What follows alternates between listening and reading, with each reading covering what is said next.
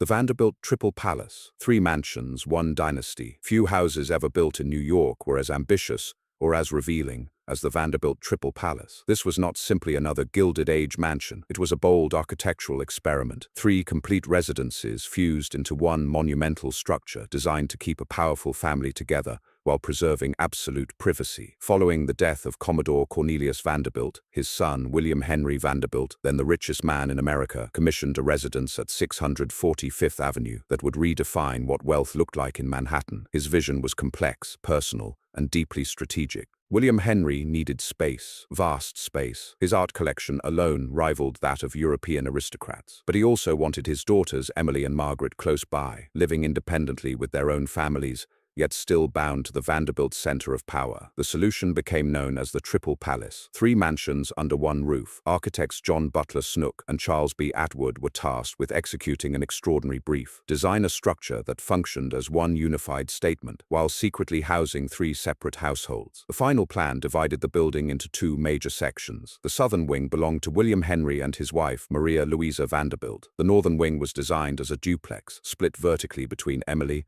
and Margaret. Though the press often referred to the house as the Vanderbilt twins, it was more accurate to call it a married architecture. 3 homes bound together by stone, symmetry, and intention. The wings were visually unified by a continuous brownstone facade and connected through a grand portico and shared courtyard. Yet internally they functioned as completely independent residences. Originally planned in limestone, William Henry made a late decision to switch to brownstone, more familiar, more practical, and deeply associated with elite New York living. The exterior, power in stone. The facade drew heavily from classical architecture. Doric and Corinthian columns framed entrances. Horizontal string courses defined each story. Ornate entablatures featured sculpted vines curling outward in 3 dimensions. Windows were crowned with carved vases, overflowing with stone flowers. Above it all, a massive cornice commanded attention, decorated with bold lion heads beneath a parapet wall and balustrade, an imposing finish that replaced the need for a pitched roof. Unlike most Fifth Avenue mansions, the Triple Palace sat fully detached from the sidewalk, surrounded by grass and enclosed by balustrades lined with ornate bronze lanterns. The approach alone was theatrical. The pavement stones leading to the portico were laid on a monumental scale. One stone, weighing over 44,000 pounds and measuring roughly 25 by 15 feet,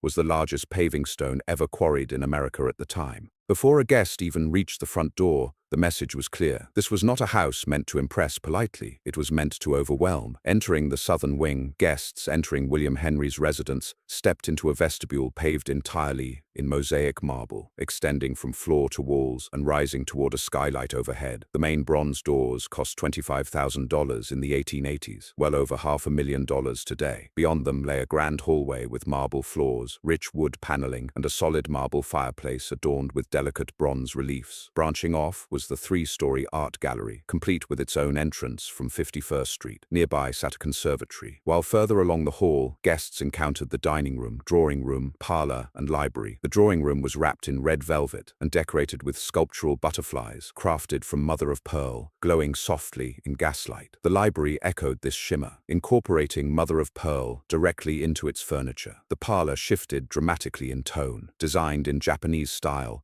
with faux bamboo ceilings and lacquered cabinetry, reflecting the era's fascination with East Asian aesthetics. At the heart of the house rose the grand staircase, carved from oak and spiraling around a light well stretching nearly 60 feet. 9 stained glass windows lined its ascent, depicting scenes symbolizing Vanderbilt's success, industry, and wealth. Life above and beyond. On the 2nd floor, bedrooms were anything but uniform. Each space reflected the personal taste of its occupant, with unique materials, themes, and finishes. The 3rd floor held guest suites arranged around the central light well, each with shared dressing rooms and private staircases leading to the rooftop terrace. The northern duplex, occupied by Emily and Margaret, matched the southern wing in refinement. Each side featured reception rooms, mirrored galleries, billiard rooms, ornate dining spaces, and formal parlors, every feature expected of a Vanderbilt residence. Though united from the outside, each household ran independently. Separate kitchens, separate staff, separate daily rhythms. Cost, craft,